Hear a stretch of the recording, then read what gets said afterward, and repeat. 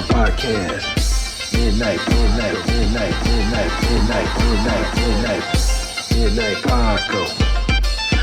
Paco Podcast. Midnight Paco. Midnight Paco Podcast. See a trucker, blast a trucker. Hey, like. Sandra is also Puerto Rican.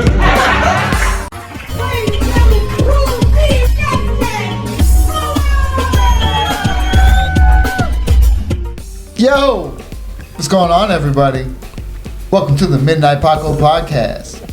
As always, you can follow me at Justin Fuller Comedy on all platforms. I am the _great_COREE. That's where you can find me, or you can find us both on the Midnight Paco Podcast. That's right. As you can see, What?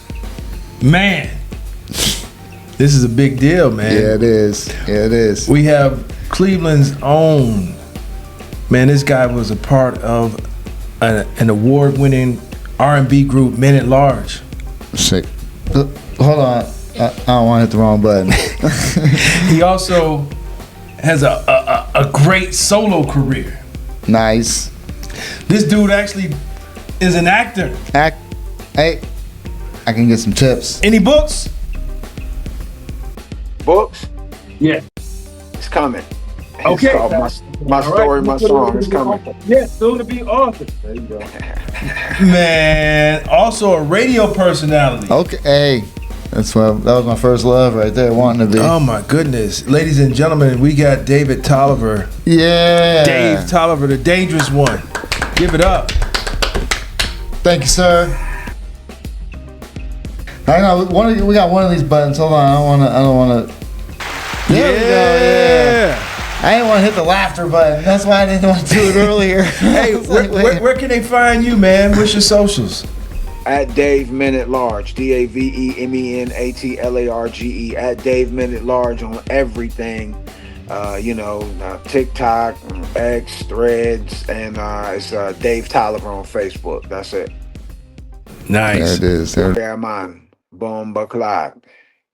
I don't know if I can say that. I remember that. He had a reggae song on his first album. Get out of here. That's what I'm talking about. No, I need to know. Now that I got you, like, what inspired that? What was the name? Heartbeat. Heartbeat was a song called. Yeah, that was the song I had to.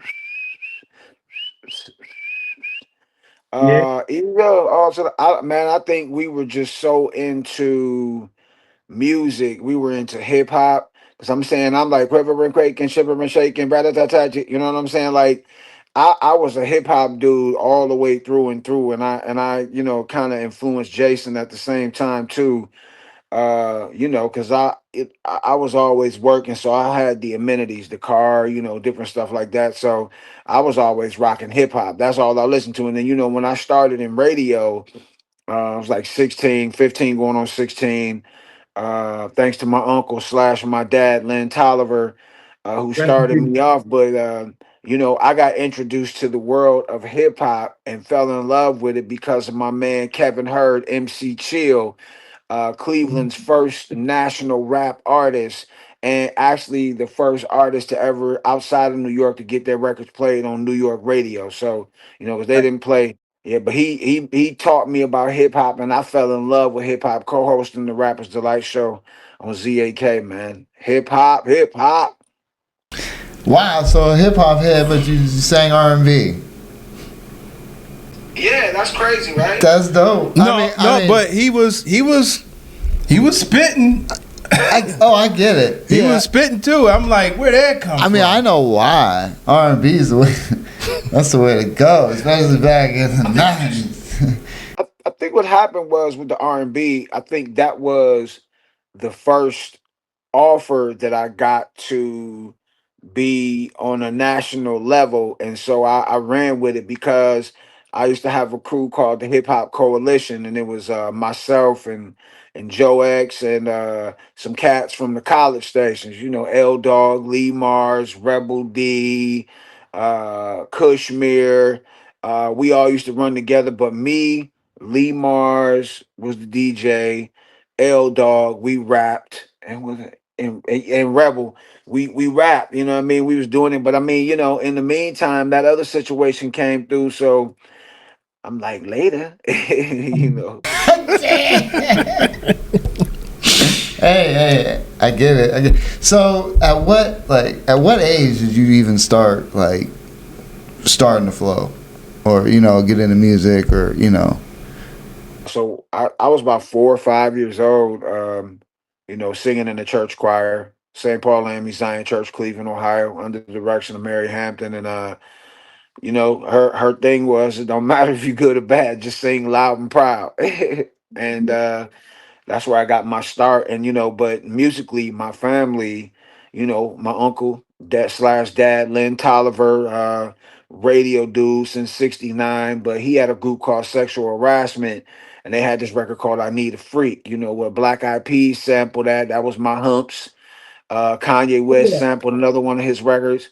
My mom was in an off-Broadway production of Mahalia Jackson. My grandmother played the keyboards. But the crazy thing is, my grandfather, he took the first black choir to the White House to sing for President Roosevelt. And when we came out, we toured with Bill Clinton to all the black colleges. Crazy, right? Yeah, that's dope. That's Yeah, it dope. is dope. You know what? I thought that voice sounded familiar. I remember that song, I Need a Freak. And I didn't realize that was Lynn Tolliver at all. Yeah, that was his nasty ass. He said, I need a freak.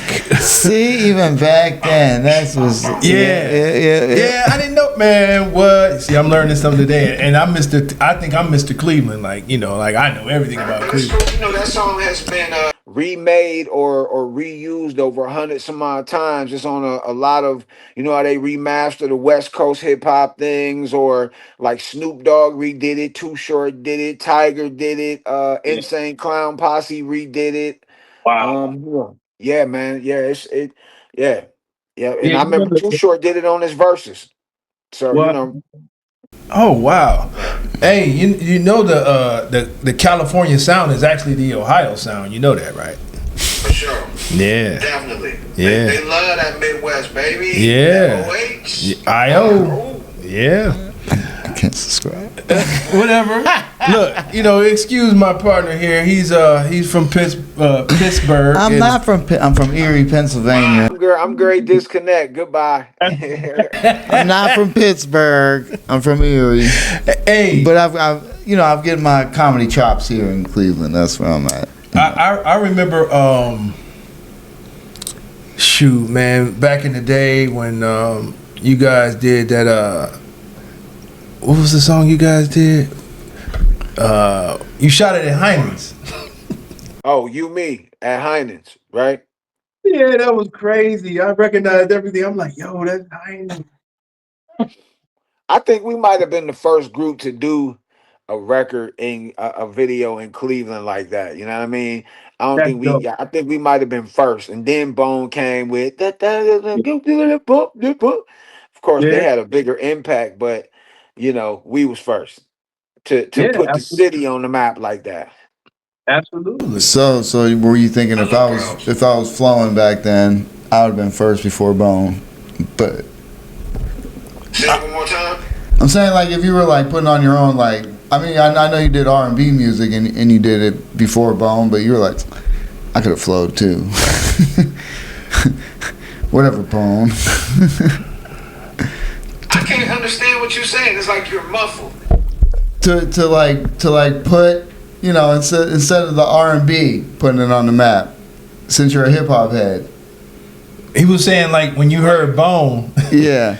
Where you're like, man, I could have did that too, Bone, but I was flowing. Oh no! When Bone came out, I was dumb excited because the crazy thing about Bone Thugs and Harmony is, the Glenville Festival. The day that they introduced us as men at large, they were on the other stage. They were I think Bone Enterprise at the time, and we didn't even cross paths that day. But rest in peace, Silver B. Yeah, Mm. Silver B. You know what I'm saying? You know, he uh he facilitated and coordinated that whole situation, and they were on the opposite stage while we were doing Minute Large coming out as Minute Large on the main stage. So that, and it did. I finally, after like 30 years, I finally did a record with Crazy Bone. On Nice. his last album, it's called A Lot of Pain, and it got a lot of traction. But they move a little different, and so Yeah. Yeah. Okay. No, I was just that actually should have been a big deal. I think so. a lot of crossovers should have been happening. I'm talking about especially for the city, like Yeah. Dave Tolliver and Crazy. Like, but it got a lot of traction. The city was tripping. And even when I still reposted now, because we did the song. I did the song like right after COVID. And he just released it like last year. You know what I'm talking about? So I was like, Dubs. And he got another record we got that he didn't finish yet. And so, I just sent them a track for my next solo project. It's called "I'm Coming Through," and I'm waiting on them to send me their verses. Man, it's my celebrity friends love to take their god doggone time with me, man. I got a record with Chubb Rock. It took Chubb Rock almost 2 months to send me eight, What? 12 bars, 12 damn bars, man. Damn. Damn, Joe. I was wondering And I'm how waiting on that I'm waiting on was Crazy and Lazy right now to send me these verses for this song, and I'm singing it like, but I'm singing it like them. You know what I mean? You know how Big used to adjust his way to whoever yeah, was on his record. That's what yeah, I do when I get on records with cats.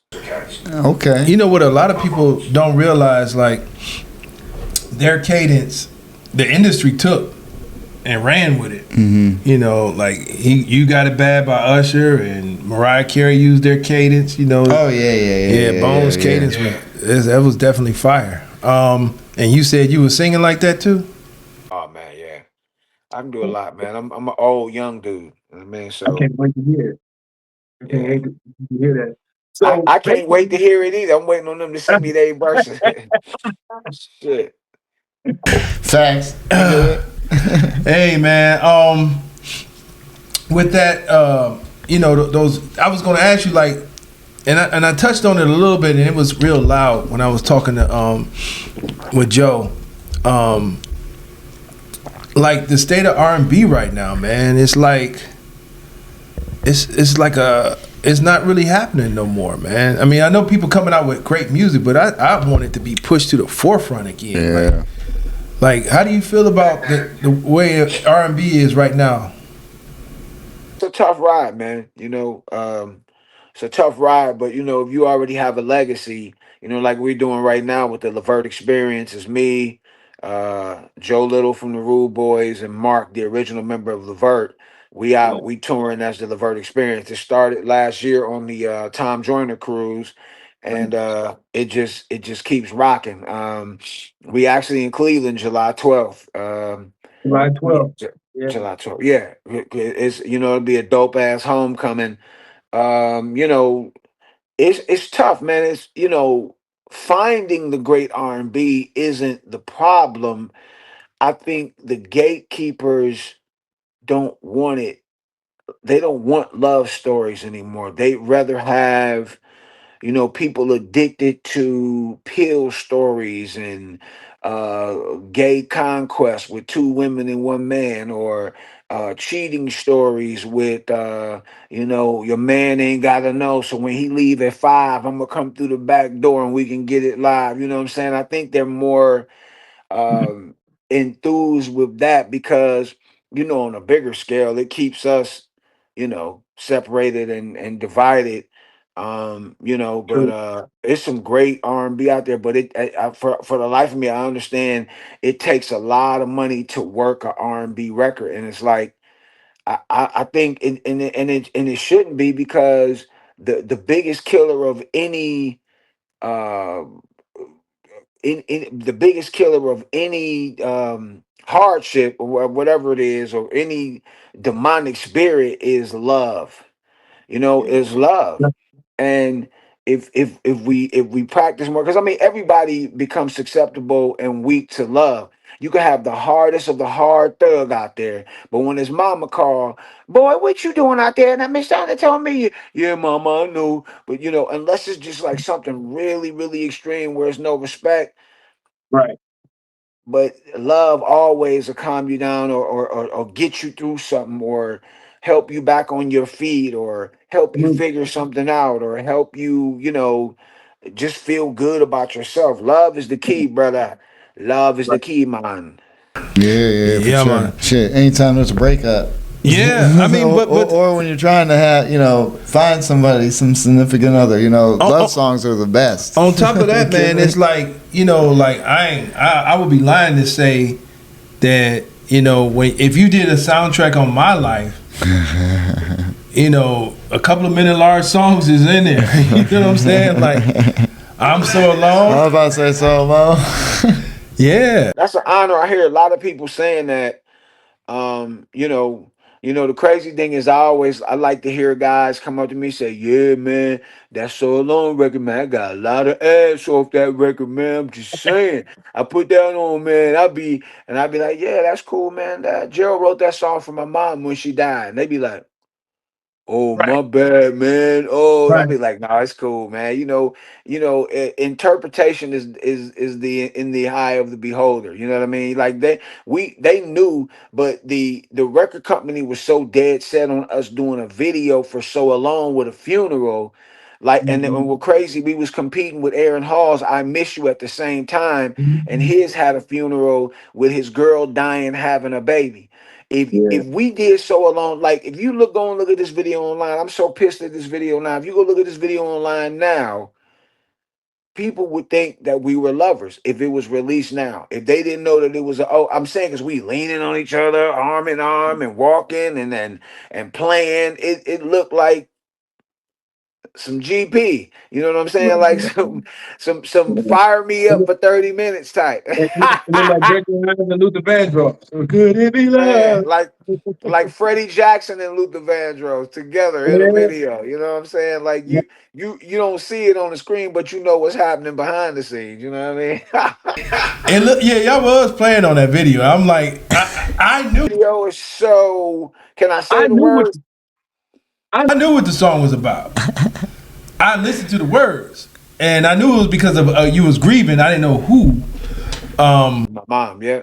And the crazy the part about it, the story is, my mom had died. Then 9 months later, Jason's father passed. Gerald's grandfather had passed. Our road manager's dad had passed, and one of the guys from one of the other groups was having some really bad issues with the bad side of entertainment, and he was like missing, and so it was a tear jerker, man. That's why it sounded the way it sounded. I guess my pain became my gain. No pain, no gain, man. Malik, no struggle, no progress. It came through on the sound, Yeah. which worked to your benefit. And I was thinking like, you came from an era where you actually had to have talent, and I'm going to say this: Facts. I've been in a room where you don't seem like you could turn down a mic. First of all, Yeah, like, right. You got personality. You'll be for like, sure. nah, okay, give it to me. And you know what I'm saying? I've seen that many a time. I hate that about me because sometimes you have to play the part of let them just pump you up or whatever, and if it becomes in demand enough in the room, they say, hey man, I'll give you a couple thousand, man, just go up, or whatever, or man, if you go up now, man, we'll book you next time. You know what I mean? And sometimes you lose your negotiating power because you're in the moment and you just want to make the fans excited, please the fans. And it's a thin line between right and wrong, or good neighborly fun, and cutting off your pay at the well, you know what I mean. You know what the hell I'm trying to say, man. I get it, but at the same time, man, to be honest with you, that's one of the things that will make people be like, I mess with him because you did it. A, you did it for the fans, and B, you sound good live. You know what I'm saying? You not no studio person. Oh hell no! Like I could really sing. You didn't even gargle first. You know what I'm saying? You just it's like some people that come naturally, and me and Jay. I mean, I tell Jay all the time, like Right. God knew what He was doing because He didn't bless me with no singing ability. Nope. He'll be telling me to shut up. All the time singing. Not good. But I just wanted to give you your credit, man, because I've seen you do it on the spot, and you knocked it out the park, man. So you come from real talent, bro. I pride myself in have taken care of myself, internally. And I wish I would have learned about this earlier. Your mental health. I wish I would have learned about that earlier, but that was something we didn't talk about. I was born in 1970, so that was something that wasn't talked about. You dealt with it, and if you felt bad about it, they hit you until you felt better about it. Like, okay, okay, Yes, okay, I sir. ain't gonna feel like that no more. And you Right. start to bury that inside, and it really eats you. It eats you up, man, all your life because you never deal with it. And sometimes you can't facilitate relationships the way they need to be because you never learned how to be the proper partner. You know what I mean? But we could talk about that all day. Yeah, but yeah, I I wish I'd mean, have learned about that. That's important, though. But how old were you when you started? Like when Men at Large like started to take off. Man, that shit hit so fast, man. Like, here go the crazy thing is we signed our contracts with them in like 90, in like June of 90. My mom passed away in August of 90, 2 months later, so she never got to see what was happening. So I was like, I had just turned 20. And we were recording and hanging out, in between having to wait on them, go on tour for months at a time and come back. And so by the time we finally released our first song, I had just turned 21. Mm. Oh my! When Wow. you say waiting on them, you talking about Levert. Yeah, I'm talking about Mark and Gerald, and because Mark and Gerald did all the stuff. Mark, Gerald, and a couple other people did all the stuff in the beginning. You know what I mean? Second album, we ventured out with a couple other different producers and writers, but yeah, Mark is that guy, man. Jesus Christ.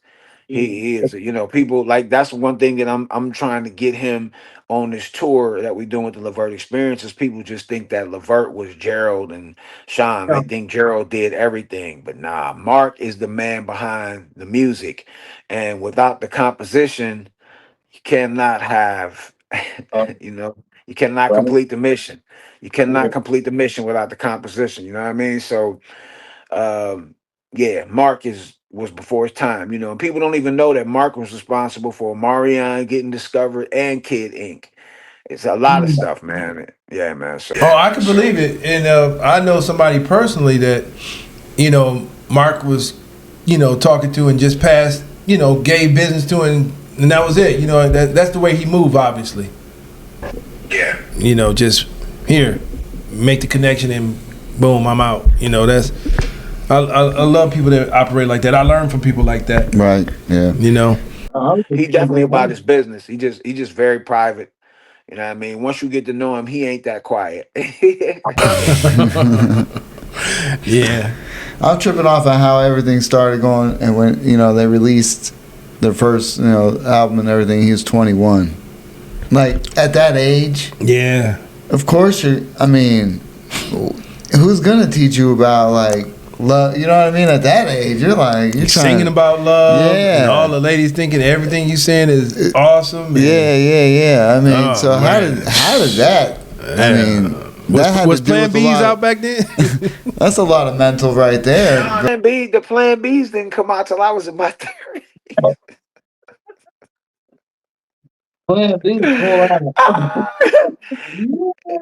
That. Hey, you know what's crazy? That's a good question. Like at 21, what do you know about love? That's a Right. great effing question. You didn't. We just was out there trying to put our stick in every hole that was around. You know what I mean? And we both had girls at home, but shit, we was young. He was 18, so it definitely was like the toy you've been wanting all year round, and then you get it on Christmas morning. You using it up till you can't use it no more for the first couple weeks, and then you throw it under the tree. But one thing I could pride, myself and say, yeah, we definitely touched on a lot of women. I ain't gonna even lie, just keeping it a buck. But I try to pride myself in, being respectful, even one night stands, you know what I'm saying? You had to be Because there was a lot of stuff going on. A lot of women were crying rape, and cats was getting in trouble, and I wasn't playing that. And back then, you cared about what people thought. Like so, I never wanted to get caught up in any scandals and different stuff like that. But I tell you what, if social media was I was around, about to bring that up. hey dog, if social media had been around, seeing two big fat motherfuckers like us running around with women naked and doing the stuff that we was doing, And I want to say we we kind of we made either it hard. we either would have been superstars like Ray J or Kim Kardashian, Right, right, right, or right. or or they would have blocked us from the game. Period. Because I just couldn't believe, because growing up, I started off kind of slim, and then I started getting chunky, and girls didn't really like fat boys when you in fourth and fifth grade. So you get six, seven, eight. Then I wore glasses too. It was a rough way to go, and and so when I we can got say on the that. road, I understand. Same time. when I got on the road and just saw how it used to just fall on your stick. I was Yes, like, sir. I used to always be laughing because I was like, baby, why you laughing? Because I just be like, I cannot believe you is doing this nasty shit. That's what I used to say. I was like, I can't believe you doing this nasty shit. But go ahead, carry on, carry on. But yeah, Carry on. I can only imagine. I can't even. Congratulations, Yeah, all I'm saying. man. I'm sure that was a great time, and I also want to say, when you came out with Use Me, you made it hard on us, because I was in high school, and you talk about I got a limo outside. I'm like, come on, Dave. You hungry? I'm like, I can't do none of that right now. yeah, I ain't got no money, man. What you doing, man? Making it hard. That was something that we didn't even that we said it. It was already something because I remember in junior high, you had girls messing around with high school dudes. They picking them up from school and they yeah, Rivieras and with the speakers and the shag tails and yeah, they dealing rocks and all kinds of yeah. other stuff and you couldn't even so that was already a prerequisite. We just solidified it. Heard that. I'm like, man, you making it hard for us, man. Like, I got a limo outside. hey, I ain't got no limo. My Huffy is My Huffy. no, that was slick. Some girls want to ride you on the Huffy, bro. You ain't look deep enough. Right. I think we have beggars can't be choosers, but sometimes beggars have the nerve to be picky. That's true. That's very The true. the optimal thing is love the ones who love you, brother. Love the ones who love you, and you'll have a better. I mean, they may not be a looker. I mean, women do it all the time. You can't tell me you don't see no badass chick and be like, ugh, how she end up with that dude? You be like, ugh, I can pull. You know what I mean? A lot of time be like that.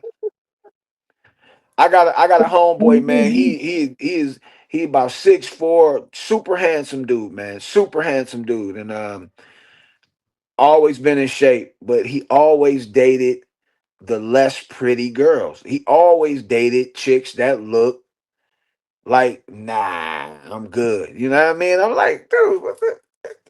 Not my type. Not my They look type. Beholder, love the beauties and I love is love, man. It don't matter. You know what I mean? You like what you like, you love what you love. I think that has something to do with his insecurities, man.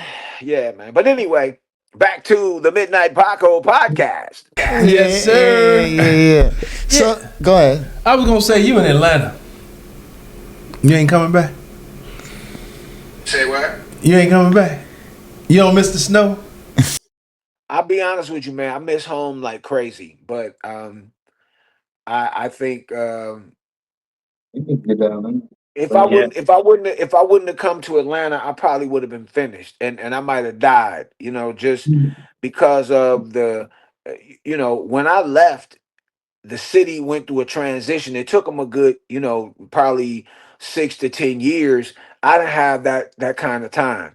And then my wife is a teacher, and she had only been teaching for like 4 years, and they laid off 2,500 teachers, and it was like last hired, first fired. So we came down here and it was just like, divine intervention. We got a house 3 times the size we was getting built in that it was a new complex in like a Garfield Heights area, 3 times the size for the same price.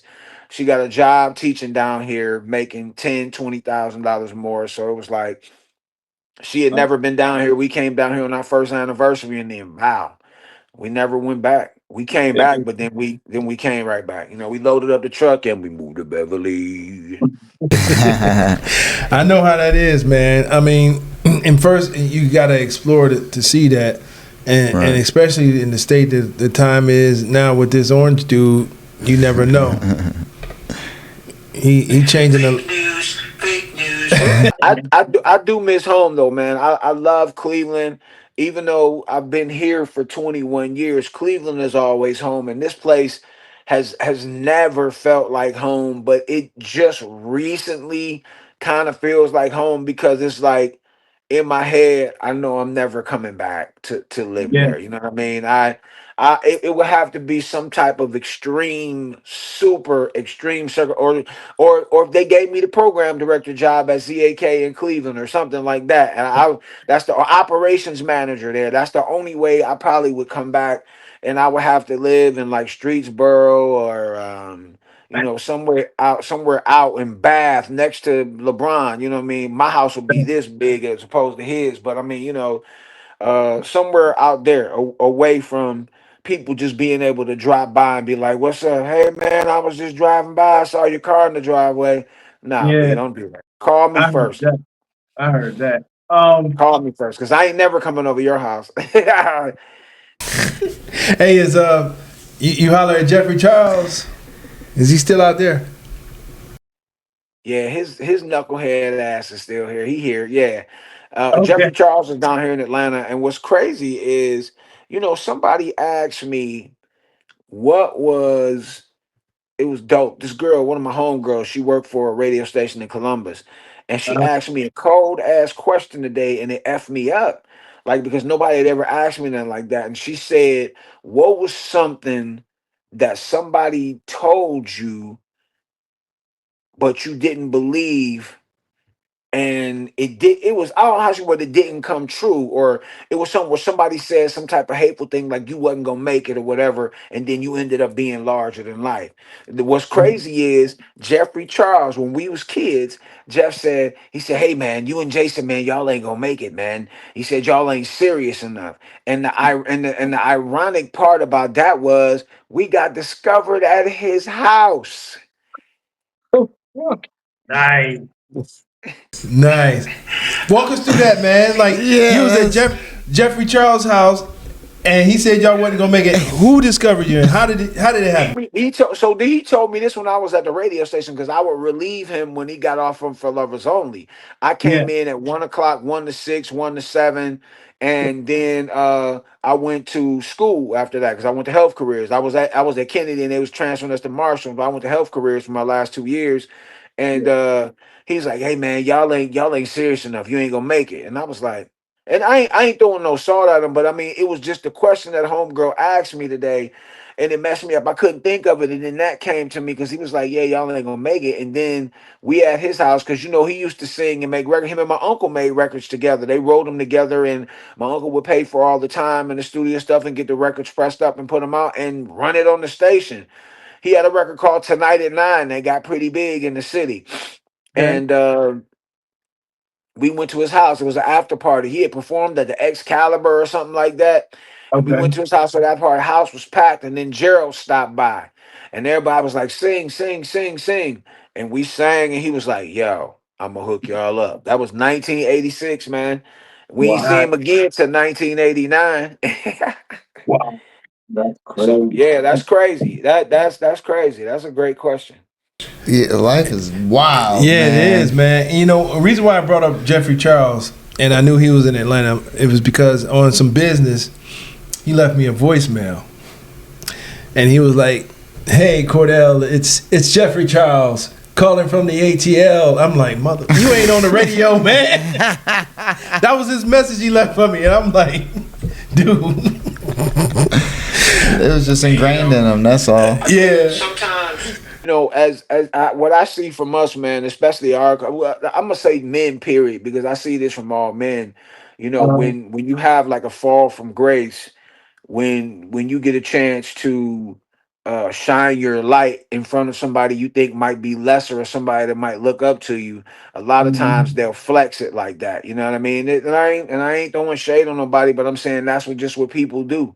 It's the same thing as every time these damn football players do something, they got to do a dance. You barely tackled the guy and you doing a twerk on the field. Like, man, stop. Get your ass back on the line. Let's go. Like, I'm tired. Like, I'm cool. I'm glad they allowed it back, but like, damn, every every time they do something, is you too small, or you doing your dance, or you grabbing your nuts, or you doing something that I like. We don't have to be glorified. I feel like we don't have to be glorified for everything all the time, man. Everybody is looking for that attention. People are hungry and thirsty for attention. So that might have been what maybe I don't know. I'm not saying this is it, but I'm just saying just in Atlanta, man, we're calling for the That was just crazy, ATL. man. I was just like, Making him sound like he was super important to make you feel like he's still rolling, like he still got it going on, and you should respect it like that. You, nah, you can man. tell what generation he's from, though. Speaking on football terms, because Oh yeah, I agree 100%. yeah, You did your job. Congratulations. yeah. Act like you. This is what you do. Yeah. Act like you score touchdowns. Act like you make tackles. Boy, the Lord. Get back on the line. The Lord made it that I can't sing, and I wasn't over 6 foot. Because I would have been a singing athlete. I'll tell you that. Yeah, man. Hey, so the Men at Large days, I know you had a blast and things like that, man. But like right now, like how do you feel about? Okay, so you said, you got to sort of search out the R&B. I know you got to be working on some new projects. Tell us about those. I'm down here in the lab. You see the blue room right here? I'm down in the lab now, man. I try to come down here and put something down almost every day, man. Over the last 2 months, I've written about 20 songs. I'm just waiting on them to be mixed and mastered for my next solo project. I'm whether they're gonna be for me or they're gonna be shopped to television or movies and stuff like that. I'm working with a guy named Andre Hendricks and Kyle. Y'all remember Kyle West from back in the day? He used to work with the whole Uptown movement. He did songs for I'll Be Sure and Jodeci, Tevin Campbell, like everybody. And we working doing some stuff now, man. And they send me tracks and I write them and I send them back. And they either send me the fire sign or they don't respond. So far I've been getting fires on every one. So here we go. I'm gonna send you some. I'll send it to you once they get mixed for sure. Oh yeah, that definitely, man. That'll be dope. And if you happen to come to town for a Bone and Men at Large video, it'd be nice to have a Midnight Paco. Y'all in Cleveland, right? Yes, sir. Yeah, we're gonna be there July 12th, man. But I gotta come to town soon, man, because I should have been up there over the last month, but I didn't make it up. It was always something that was coming in between the trip, and I was like, I better stay home and do this. And then for the last month, the damn flight's been like $500. Like, I ain't paying no $500 to go to Cleveland. And somebody just bought Southwest. That's my favorite airline. And they don't have straight flights to Cleveland anymore. Like, I'm tripping. I can fly straight to Columbus, but I can't fly straight to Cleveland. I got to go to Baltimore or Nashville or St. Louis to come to Cleveland or Chicago. Why I want to go past there to come back? Yeah, that don't I was make gonna say no Atlanta's sense. like the one of the hubs for the airport. You can go like anywhere. You can go overseas out of Atlanta. That's where you go to go. Yeah, for sure. Yeah. Yeah. Flying back into Atlanta is cheaper. Flying out costs a little bit more, but it's all good. But I'll be in the city, man. We'll link up. Drinks on y'all. You know what I'm saying? I don't drink hard liquor no more. I just drink wine. We'll link up, go somewhere, get some food on y'all. And He got the company credit card. Hey, I want to see y'all comedy. oh yeah. Oh, Google Midnight Paco Podcast. No, we gonna be doing a show on the 28th in Erie, PA. Yeah, that's in Erie, PA. But 28th of April? June. June, yeah. Yeah. Okay. So, hey, I can make that. Let me see. Yeah, that'd be dope. yeah, that would be dope. Yeah, we got a nice show June 28th. We got 4 other comics from the Cleveland area. They're, headliners in their own right. They're going to be on there. So we're hosting the event, but it's going to be like me and them plus, 4. So Yeah, it's going to be dope. Yeah.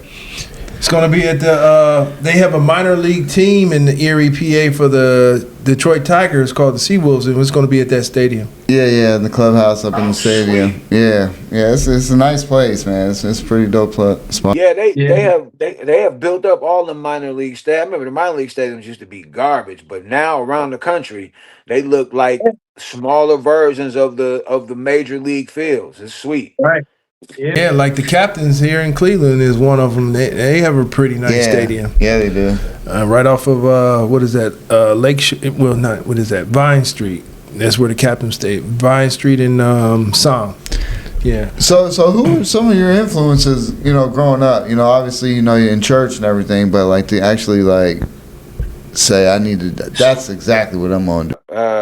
I know the person that made me want to sing was Skip Martin from the Daz Band, but some of my influences growing up were, Stevie Wonder, of course. I think that's every great singer's, inspiration. Stevie Wonder, Donny Hathaway, Luther Vandross, Felipe Wynn from the Spinners.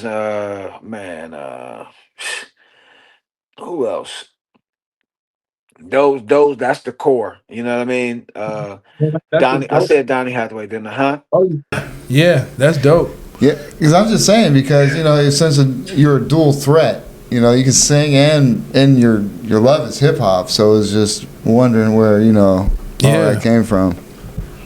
Yeah, Oh yeah, I love hip hop. I still got a few bars here and there too, man. So I definitely dibble and dabble and I, like on my songs. If I can't get nobody to get on it, I just be like F them. I just do it myself, and it come out pretty good. They be like, "Who is that rapping?" I be like, "Fool, it's me." What? Yeah, it's me, dog. You know what time it is. Here go another fact. So we were so heavy into rap after our first album. Sylvia Rome from Atlantic was like, we was talking about doing a rap album.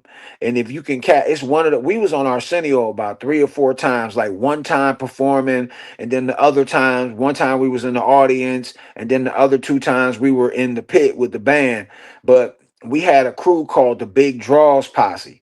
And we was gonna do an album, man. They had everybody lined up to do production and stuff like that. And then all of a sudden they was like, well, we don't want the guys to destroy their core audience. So, man, had we had did that rap album with the people they had lined up, we probably would have never done another singing album again. And then after that, here come people like Missy and, artists like that rap and that sing. You know what I'm saying? Because like, shit, every record we had just about had rap on it. Every record we had just about like I want to say that we kind of Levert and Heavy D had the very first R&B and hip hop infused record with Just Coolin', but I want to say as far as like how hip hop infused our albums were, like we even rapped on some of the ballads on the second album, like it was crazy, like Will You Marry Me, I'm rapping on that. Then we did a remix for I'm Good. I'm rapping on that. I'm rapping on You Me, rapping on Use Me, rapping on Let's Talk About It. Rapping on Salty Dog, rapping on Heartbeat. I mean, that's all we did was rap. Like real talk. Instead of polishing our voices, man, we used to and practice that. We used to sit around and just freestyle because all my homeboys was trying to rap. So we would just sit around and be smoking that danky and getting in them bars. Yeah. Thank you, Lord. No, like I said, like I knew, like when I listened to the album, I'm like, yeah, I heard you rapping. I'm like, and it didn't sound like you didn't rap. It sounded like you rap, and comedians always want to be in music. I mean, that's what we like really want to do. I think I am a hip hop superstar. Since we can't sing or rap because it's all one line. It's just we just talk shit. Hey, no, it showed that you were a hip hop, influenced and everything. Your raps wasn't corny. I Um, mean, that's how we used to dress too at first. We came out in the Timbs with the jeans and heavy ass boots. I couldn't even perform in them things now without tipping over. Heavy ass Timberland boots, weighing about 30 pounds. yeah, well, we was gonna talk about that outfit you had on Arsenio. We saw that Easter suit you had on. About the red suit. Was it red? Was it purple? It looked like it was purple. Was it purple? It could have been the way. Was messed up. Yeah, it could have been what whoever uploaded it to YouTube. Picture tube was gone at 85 floor model. I'm like, man. Yeah, that was some experimentation. That was the Gabardine. They wanted us to be. I'll be honest with you. They didn't know what to do with us, man. And they didn't. After that Arsenio Hall show, man, we sold so many effing records the next few weeks, man. It set us off. Arsenio show put us on the. We was on the map, but Arsenio show put us on the map. Like after that, it was just nonstop. It was gone. We was No, gone. It's that exposure. yeah, I appreciate that because it was like, Arsenio's from Cleveland, y'all was from Cleveland. It was definitely a proud moment for me. It felt like I was there too with y'all, man. So that was dope. All the time, man. We always talk about Cleveland all the time, man. I still do it. Like I don't give a damn that I'm down here. When I'm down here, I'm repping OH, Ohio State. I went outside and screamed loud when we won the championship. When the Cavs, when LeBron was all through his years, winning and losing, I'm screaming outside when they lost, and I'm screaming the F word when we won. I'm screaming, yeah. You know, I'm Cleveland, man. I'm Ohio. I support anything Ohio, man. Cleveland, Columbus. I don't really like Dayton and Youngstown and Cincinnati. Cincinnati's cool, but I love Columbus and I love Cleveland. Cleveland is my forever be my home. I love Cleveland. I don't give a damn what nobody say about Cleveland. All the things that you hear about Cleveland are not true. I think that the people of Cleveland have a spirit of complacence, and a lot of times they come from not too well off or not even to get a chance to do anything type of lifestyles.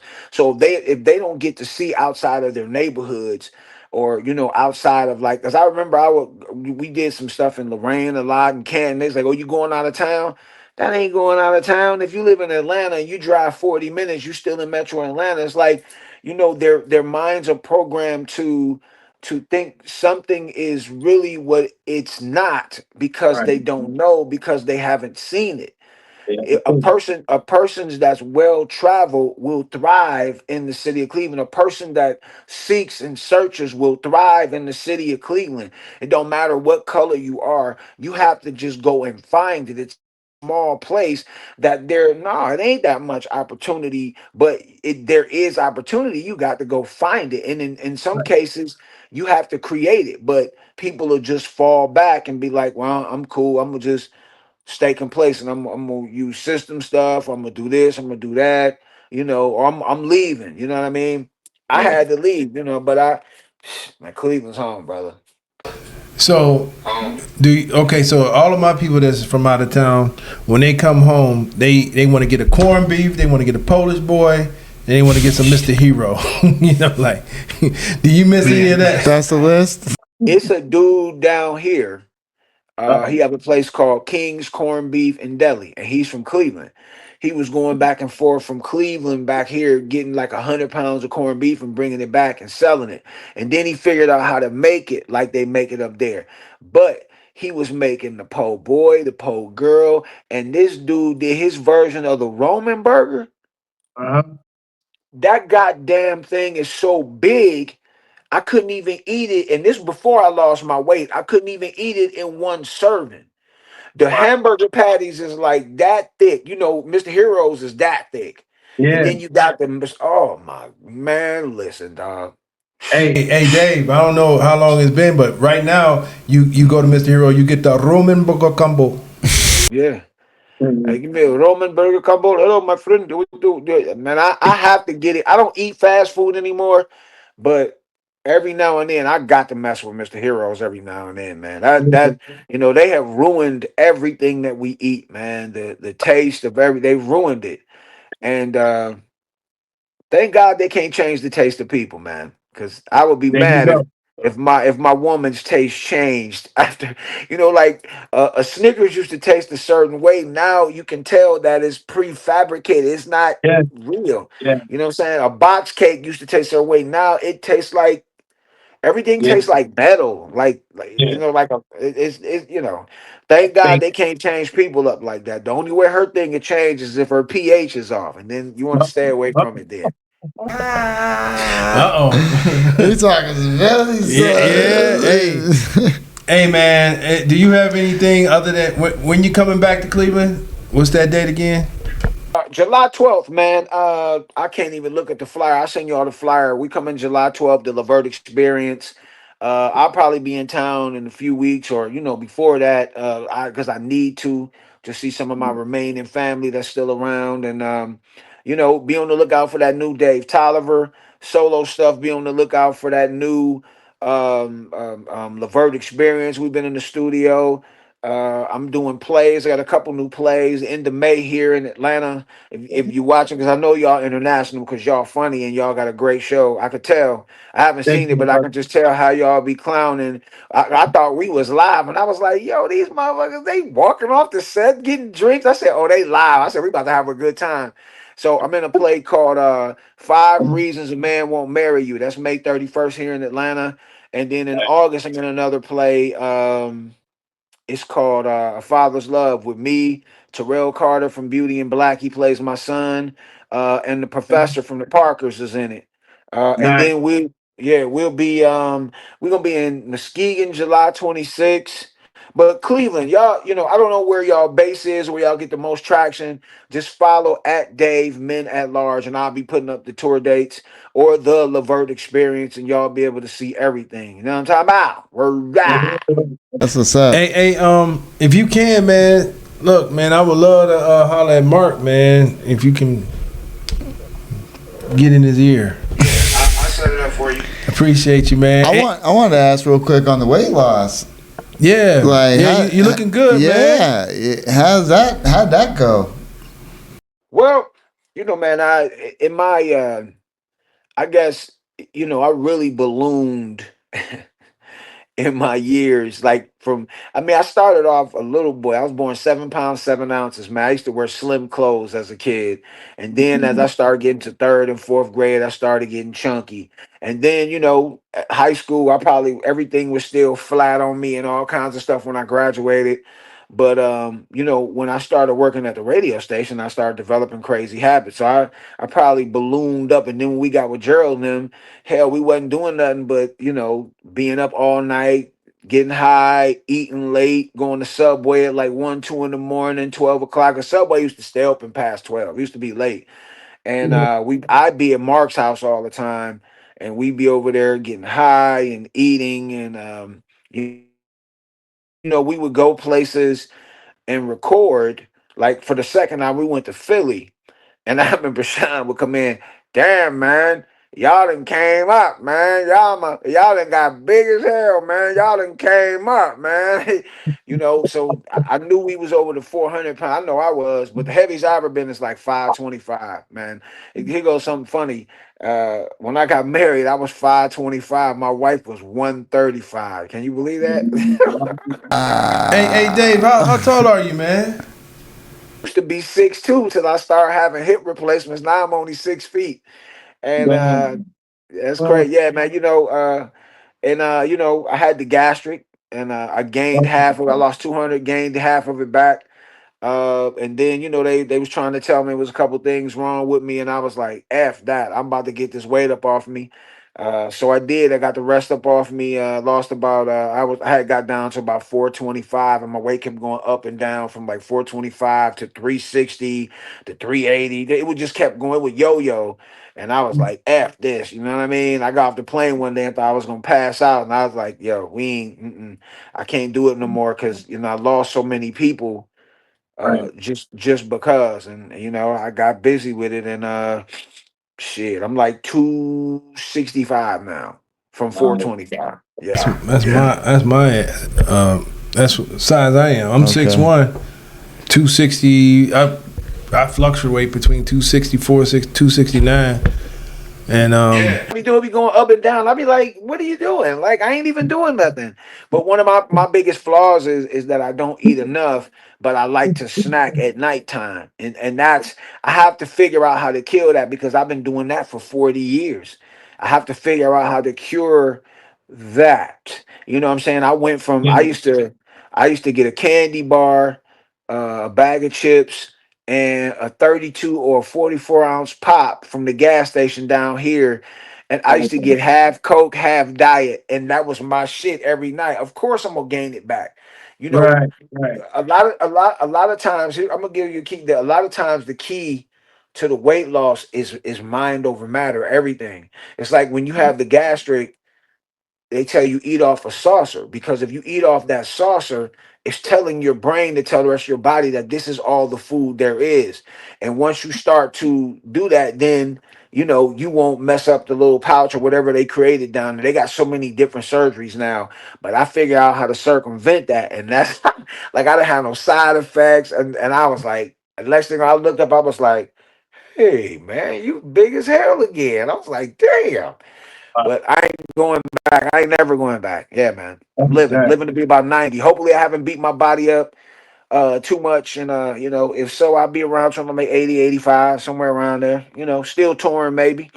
Yeah, we can only hope, baby. yeah, We can only man, hope. yeah. So okay, and I don't want to hold you, and I appreciate you for staying. But Yeah, like, 100%. what are you doing for your voice, man, to keep your voice, strong and powerful?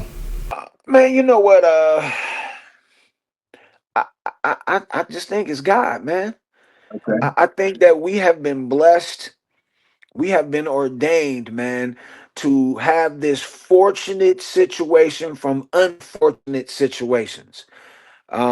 The crazy thing is when Sean and Gerald passed away years ago, I asked Mark, I said, Mark, man, let me join Levert, man. I said, I'll lose 200 pounds. And he was like, yeah, man, that's how he answers stuff when he like, yeah, man, like that, when he ain't really with it. And then here we are, like Right. 20 years later, 200 pounds smaller, and I'm in the group, Yeah. and so I think that we this is something that has been ordained, man, and Yeah.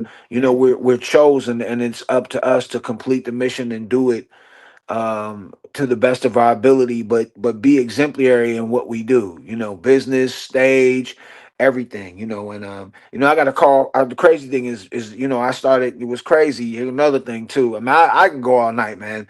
I got a call from What's your God the other day. timing? Right. Raw. Call it going junkie. That was my favorite. That's my favorite way to play anyway. Fuck a rubber. But y'all can use that in your comedy act. Somebody just, like I like to drop jewels too. Somebody called me the other day, and it Okay. had to be, you don't hear a voice like my son, my daughter, this is God talking. No, but whatever you believe in, he put you in the situation where you needed to hear what you needed to hear at that time. And this Mhm. lady called me, and she ran down so much shit because I was starting to fall back on my laurels because this shit is working so much that I stopped focusing on the things that I was doing for myself. Mhm. And she said, listen, you better get back to what you was doing for you and don't stop that. You can do both, and I can. She said, you better finish your book. She said, you better journal every day. You better write get them songs mixed. She said, I hear you talking about you want to learn how to mix your own records. You better do it and do what you need to do. And I was like,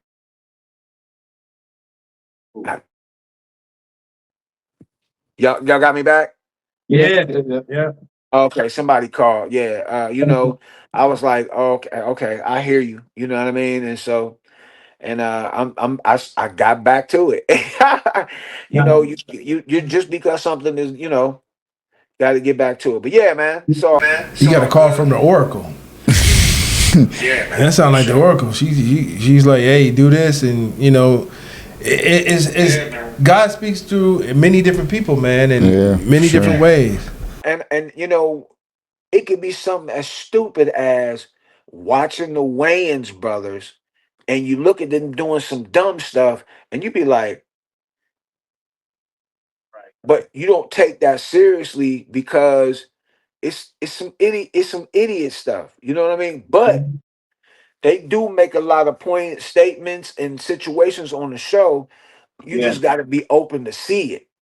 And that's when you're led to the spirit. You know, you might not hear no voice, but energy, Allah, Buddha, Jehovah, Jesus, whoever you believe in, are gonna put you where you need to be when you need to be. You just gotta be open and free enough to hear it. Otherwise, you're gonna blow it. You can pick, always pick the choice, but you cannot pick the consequences. So you better pay attention. Absolutely. Yeah, 100%. Hey man, I would like to thank you. It was so dope and so Cleveland, and well, just cool of you to accept this interview, man. From the Appreciate it. two knuckleheads you wasn't familiar with. 100%. And had problems getting you on here. The thing I learned, especially when this internet stuff started popping off, is when things started to slow down for me and my group. I would start doing these internet shows, and it's like it don't matter on Blog Talk. I hated Blog Talk, but I started getting on people's shows, and what I found out is that they wanted you to pay, so they would trick your numbers. It was like if you did 10, it really meant 100, and if it had 100, it really meant 1,000. Some of my tech people figured it out. They just were trying to get you to buy those packages, and people were falling into it. But I don't care if it's one person or 1 million people. You never know who that person or those people listening to are connected to. You never know. I don't care who it is, man. And I don't care if you don't have a big following, because like some people just do this just because they want to do it. They might have connections everywhere. I can't tell you how many times we did a show, wasn't really nobody on there, but he hooked me up with his promoter friends, and I'm making $4,000-5,000 going to do a show. Wow. And also want to tell you that you were like, because we're comedians, and we normally have comedians on the show. And you are the first even though you're funny. Yeah, right. You could be. Yeah, you could be. Trust me, I heard some people. Yeah. You definitely could be. Yeah, man. That's my calling. I think the crazy thing is I was gonna do my first stand up the Saturday that they closed the country down, and I never went back to it. And then my birthday this past year, that my boy Marlon Ballard, he's a comedian down here. He had me set up to go do some open mics, and like I said, I lost my sister and her oldest daughter in a crash last year. Well, her sister had just had a baby like right before she died in the crash, and I'm singing in there. My daughter never gets on live with me, and the day before my birthday, when we finished singing a verse of the Sicardi Cortez song on live, my niece and my great niece walk in the door and surprise me. I canceled everything and just stayed at home, man. I said, F that, man. It was the greatest. It was dope, man. It was dope. Yeah. So thank you for that. Yeah, thank you. Appreciate it. Yeah, man. So, hey, thanks for tuning in to the Midnight Paco Podcast. Jay, where can they find you at, brother? Everybody, you can follow me at Justin Fuller Comedy on all platforms. I am the_great_COREE. That's where you can find me, or you can find us both at the Midnight Paco Podcast. That's right. I would like to thank Dave Tolliver, Dangerous Dave, Thank you so much. Where can they find you? Baby, the Midnight Paco Podcast, baby. Turn it way up. Thank you, man. Hey, where can they find you at, man? At Dave Minute Large on everything, on all them stupid ass social media sites, TikTok, Instagram, Threads, X, on all that garbage. And Dave Tolliver on Facebook. Dave Tolliver on Facebook. Dave Minute Large and Dave Tolliver on Facebook. Thank y'all, man. Much love. Hey, I'm here, bro. You. Hey. Appreciate it. Midnight Paco. Midnight Paco Podcast. Midnight Paco. Midnight Paco Podcast. Midnight Paco. Midnight Paco Podcast.